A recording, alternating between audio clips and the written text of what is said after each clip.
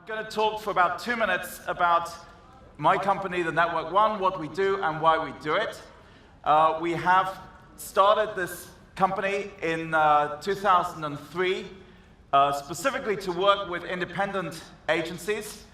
We help independent agencies find multinational clients. We help them find partners in other countries. We come here to meet new independent agencies, so if you are an independent agency, please do come and introduce yourself, meet the speaker afterwards. But we also do this because we do believe that there is a critical value in independence and what independence add to the community of our business as a whole. You can read about some of the people we work with in this publication, which is available online at leadingindependence.com. We're working now with something like 400 agencies in 90 countries, including all of the major Asian markets, and as of this week, new agencies in places like Cambodia, Laos, and Myanmar.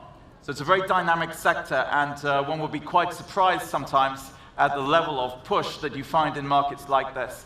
I spoke to the man who has launched the first PR agency in Cambodia in January 2012. The world is changing, and we are looking to change with it. We have a Chinese name.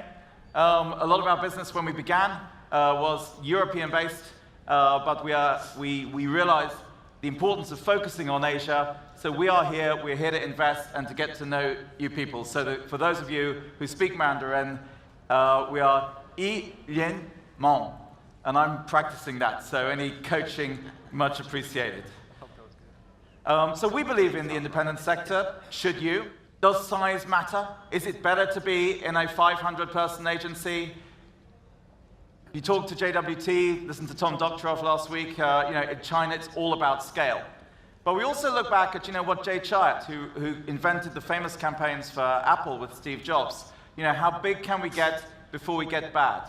There's a fantastic push and an energy about an independent agency that has not got 500 people and a lot of resources and a big holding company behind it. And we'll try and communicate some of that energy today.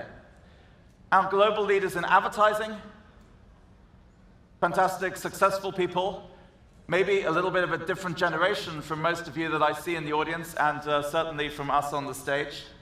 The global leaders in communication, the new generation, are really the people that are driving this. And if size matters, these are the people we should be looking at.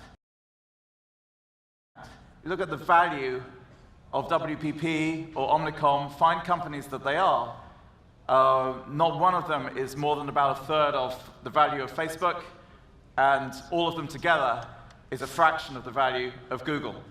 So what's driving the business today, what's driving the communication business, is technology, is the digital world, and that's why in this seminar we've invited 3 new generation founders and owners of companies whose focus is on the internet and the digital world. BB Ho from Amuse Group, the founder of Amuse Group in Beijing. He's a Singaporean, moved to Beijing, started an agency, growing very successfully. Justin Cohen, who I think began his earlier career somewhere on a long, long way west of here, moved to Vietnam and has begun a very successful digital agency, So Fresh, in Vietnam. And last but not least, Mikko Kotila of Statsit. Mikko founded the first digital agency in Finland in 1996. He doesn't quite look old enough for that, but apparently he did. Moved to Asia some years ago and runs a company which specializes in looking at what consumers are saying online to themselves, as opposed to interviewers from Starcom or elsewhere. Very interesting distinction.